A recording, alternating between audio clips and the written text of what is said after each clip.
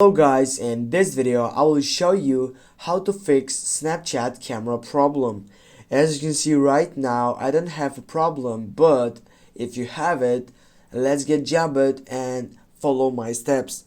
Firstly, you need to go on your settings side on your phone and you need to go for applications and then select the manage apps.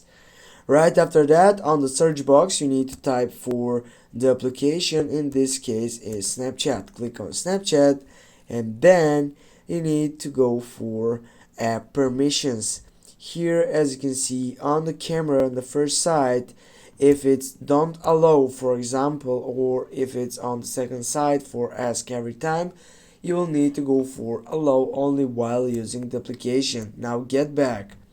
And the next type, what you need to do on the files and media, because also are related the bot by camera and files, you need to go and make sure that is for allow access to media only. Now if you get back and you have the problem again, you'll need to go to your Play Store and uninstall the application and then go and install it again.